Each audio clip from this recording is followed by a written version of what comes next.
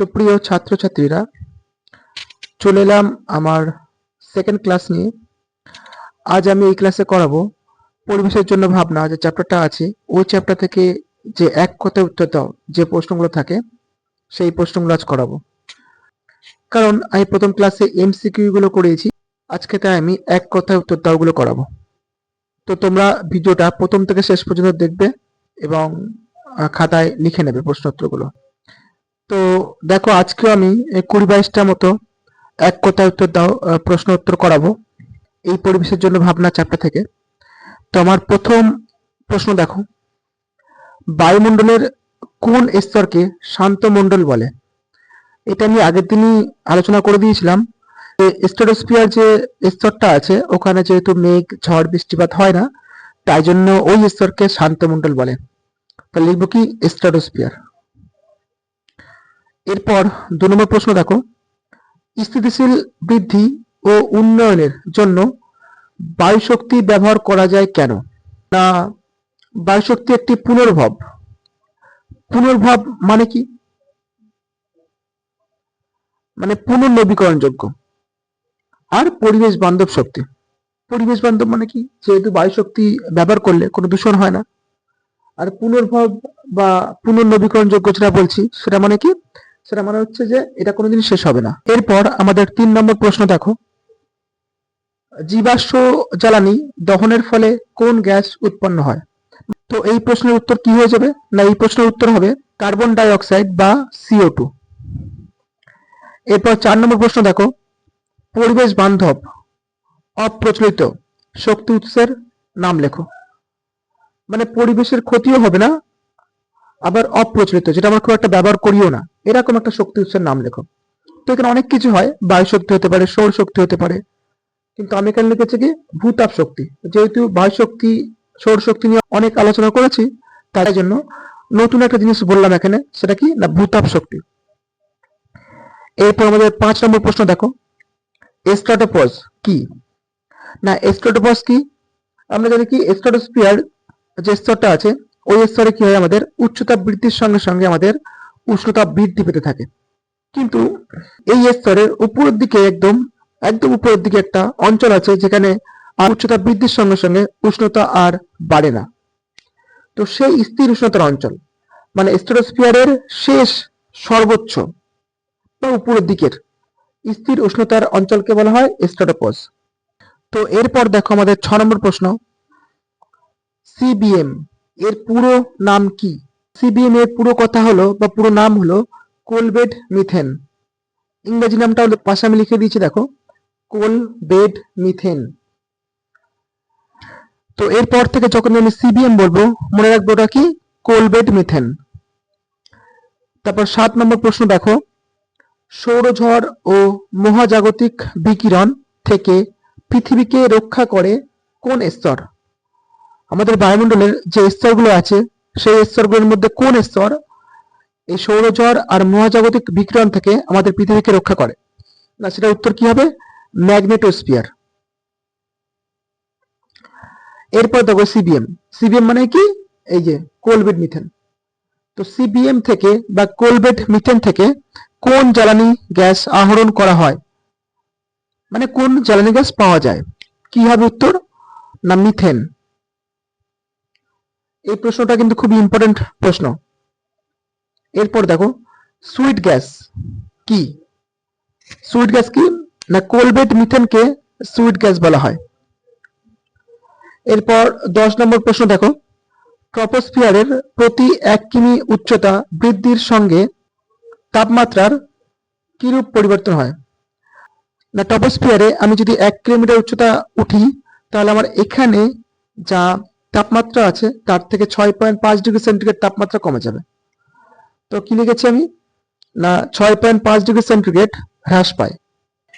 তো এরপর আমরা 11 নম্বর প্রশ্নটা দেখব, সেটা লিখেছি দেখো আমি, একটি জৈব গ্রিনহাউস গ্যাসের নাম লেখো। শুধু গ্রিনহাউস বললে আমরা কার্বন ডাইঅক্সাইড হবে, আমি জানি, কারণ সবচেয়ে প্রধান গ্রিনহাউস গ্যাস হচ্ছে কার্বন ডাইঅক্সাইড। কিন্তু এখানে কার্বন ডাইঅক্সাইড বললে কিন্তু হবে না। কেন? কারণ এখানে বলেছে জৈব গ্রিনহাউস গ্যাস। তো জৈব বললে আমাকে বলতে হবে কি? মিথেন। তো তারপর 12 নম্বর প্রশ্ন দেখো, এমন একটি শক্তির উদাহরণ দাও যা প্রত্যক্ষ বা পরোক্ষ কোনোভাবেই সূর্য থেকে আসে না। আমরা জানি বেশিরভাগ, এমনকি সবই বলতে গেলে চলে, যে সমস্ত শক্তি সূর্য থেকে আসে, কিন্তু এমন একটা শক্তি আছে যেটা সূর্য থেকে আসে না, আর সেটা হলো কি না ভূতাপ শক্তি। তো তারপর দেখো 13 নম্বর প্রশ্ন, সৌরকোষের ব্যবহার লেখো। মানে আমরা কোথায় কোথায় সৌরকোষ ব্যবহার করি। না সোলার ক্যালকুলেটর, আমি শুধু ক্যালকুলেটর লিখেছি, তো ঠিক আছে। ক্যালকুলেটর বৈদ্যুতিক আলো জ্বালাতে এবং কৃত্রিম উপগ্রহে ব্যবহৃত হয়। তারপর 14 নম্বর প্রশ্ন দেখো, প্রাকৃতিক সৌরপদ্মা রূপে কাজ করে কোন স্তর। মানে কি না সূর্য থেকে যে ইউভি রশ্মিটা আসে, আল্ট্রাভায়োলেট রশ্মি, সেটাকে আমাদের আটকায় কোন স্তর। না সেটাকে আটকায় কোন স্তর, ওজোনস্ফিয়ার। তাই জন্য লিখেছি কি প্রাকৃতিক সৌরপদ্মা রূপে কাজ করে আমাদের কোন স্তর, ওজোনস্ফিয়ার। আর 15 নম্বর প্রশ্ন দেখো, এক্সোস্ফিয়ারে কোন কোন গ্যাস দেখতে পাওয়া যায় বা পাওয়া যায়। গ্যাসের উত্তর কি হবে, হাইড্রোজেন আর হিলিয়াম। যেহেতু এই গ্যাসগুলো খুবই হালকা, তাই জন্য আমাদের কি টপোস্ফিয়ার বা নিচের দিকে যে স্তরগুলো আছে সেখানে দেখতে পাওয়া যায় না।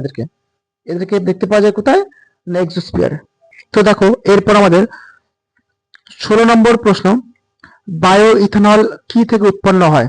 আমি একদিন বলেছিলাম যে ইথানল আমাদের তৈরি হয় সন্ধান প্রক্রিয়ায়, কোহল সন্ধান প্রক্রিয়ায়।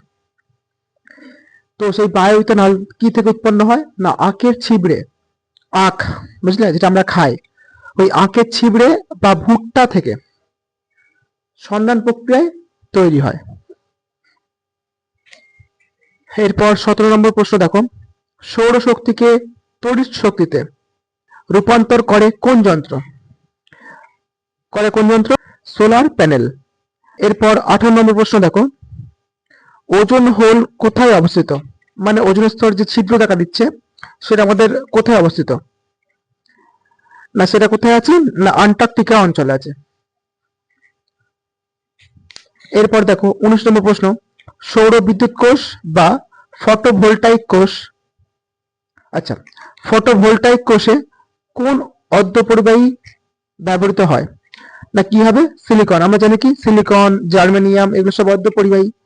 তো এই সিলিকন এতে ব্যবহৃত হয় ফটোভোল্টাইক কোষে বা সৌর বিদ্যুৎ কোষে। তারপরে দেখো 20 নম্বর প্রশ্ন দেখো, ট্রপোপজ কি। আমরা জানি কি না টপোস্ফিয়ারের যত উচ্চতা বাড়বে আমাদের কি হয়, তাপমাত্রা আস্তে আস্তে কমতে থাকে। প্রতি 1 কিলোমিটার উচ্চতা বৃদ্ধিতে 6.5 ডিগ্রি সেন্টিগ্রেড তাপমাত্রা কমে যায়।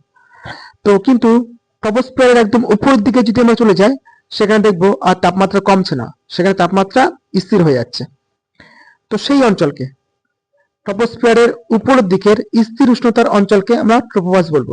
এরপর দেখো আমাদের 21 নম্বর প্রশ্ন, মেরুজ্যোতি দেখা যায় কোন স্তরে। মেরুজ্যোতি দেখা যায় কোন স্তরে, না মেরুজ্যোতি দেখা যায় আমাদের আয়নোস্ফিয়ারে। 22 নম্বর প্রশ্ন দেখো, ট্রপোস্ফিয়ারের উচ্চতা বৃদ্ধির সঙ্গে সঙ্গে আমাদের চাপ আর উষ্ণতার কিরূপ পরিবর্তন হয়। ট্রপোস্ফিয়ারের উচ্চতা বৃদ্ধির সঙ্গে সঙ্গে চাপও কমে যায়, উষ্ণতাও কমে যায়। তাই লিখেছি কি চাপ ও উষ্ণতা উভয়ই হ্রাস পায়, মানে দুটোই হ্রাস পেয়ে যায়। আর আমাদের এই চ্যাপ্টার শেষ যে প্রশ্ন এক কথায় উত্তর দেওয়ার মধ্যে, সেটা হচ্ছে 23 নম্বর প্রশ্ন, না ইউভি রশ্মির প্রভাবে সিএফসি বা ক্লোরোফ্লুরোকার্বন থেকে নির্গত কোন পরমাণুটি ওজোন গ্যাসকে অক্সিজেনে বিয়োজিত করে। উত্তর কি হবে, সক্রিয় ক্লোরিন পরমাণু। তো এই ছিল আমাদের পরিবেশের জন্য ভাবনা থেকে কিছু ইম্পর্টেন্ট এক কথায় উত্তর দাও প্রশ্ন উত্তর। তো তোমরা এইগুলো যদি ঠিকঠাক করে মুখস্থ করতে পারো তাহলে আশা করছি এর বাইরে প্রশ্ন আসবে না। তো তোমরা এখনো যারা আমার চ্যানেলটা সাবস্ক্রাইব করোনি তারা আমার চ্যানেলটা সাবস্ক্রাইব করে নাও, লাইক করো, কমেন্ট করো, শেয়ার করো এবং তোমাদের বন্ধু বান্ধবদের কাছে শেয়ার করে দাও যাতে তারাও দেখতে পায় ভিডিওটা। এরপরের আমার ক্লাসটা হবে গ্যাসের আচরণ থেকে কিছু ইম্পর্টেন্ট এমসিকিউ নিয়ে। তো পরের ভিডিওতে তোমাদের সঙ্গে দেখা হচ্ছে।